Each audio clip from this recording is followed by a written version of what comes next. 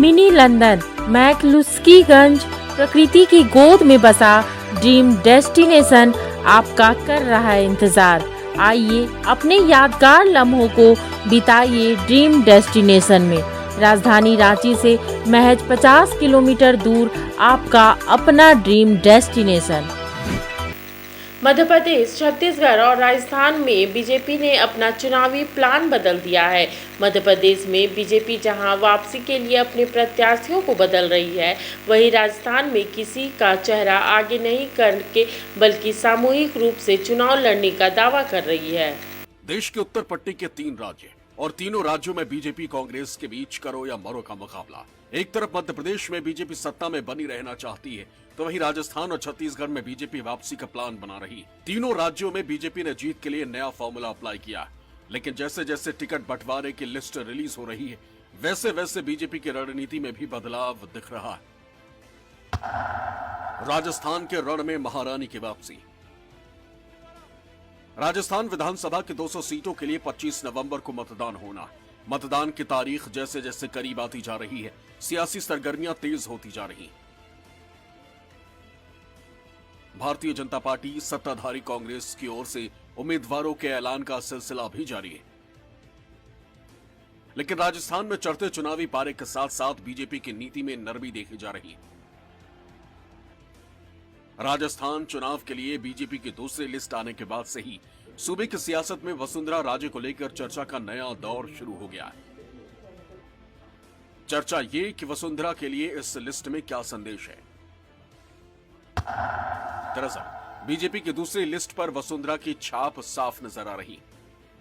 Party ने वसुंधरा राजे को तो टिकट दिया ही है, बीजेपी ने दर्जन भर से अधिक ऐसे नेताओं को भी चुनावी मैदान में उतार दिया है जिन्हें राजे समर्थक माना जाता है।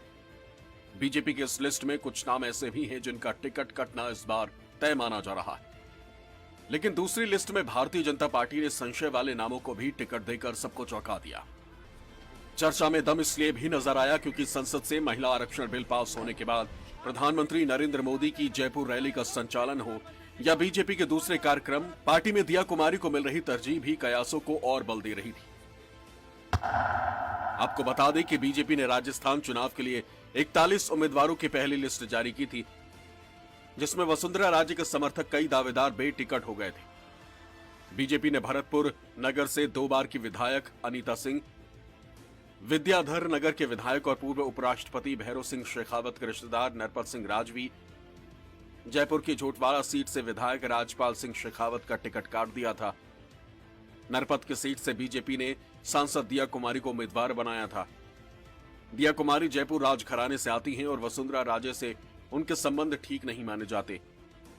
सांसद दिया को जब बीजेपी ने नरपत की जगह विद्यानगर जैसे सेफ सीट से टिकट दिया, तब इसे वसुंधरा के लिए बड़े झटके की तरह देखा गया। लेकिन अब जब बीजेपी उम्मीदवारों की दूसरी सूची आ चुकी है, तो बीजेपी की बदली रणनीति साफ नजर आ रही।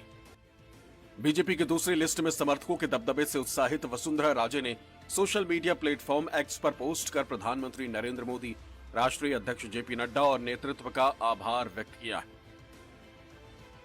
अब दूसरी लिस्ट के बाद कहा तो यह भी जा रहा है कि राजस्थान में वसुंधरा ही बीजेपी है और बीजेपी को वसुंधरा को साइडलाइन करने की कोशिश की गलती का एहसास हो चुका है।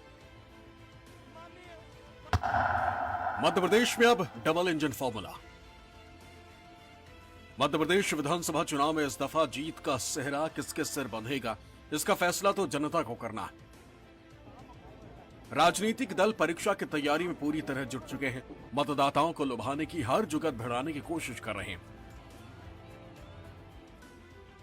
अपनी कामयाबी और विरोधी पक्ष की नाकामी को आधार बनाकर वोटर्स के दिल में उतरने की पूरी तैयारी है। कांग्रेस सत्ता में वापसी करने को बेताब है, तो बीजेपी तरह तरह के फॉर्मूलों के जरिए एमपी में जीत का प्लान तैयार कर रही। जब टूटती है आस, जब थकती है सांस, जब रूठते हैं अपने, मुंह मोड़ता है जमाना, जब अंगड़ाई लेता है संकल्प, फिर बनती है कहानी, बनते हैं अनमिट निशान। देखिए मेरे साथ संघर्ष की दास्तान।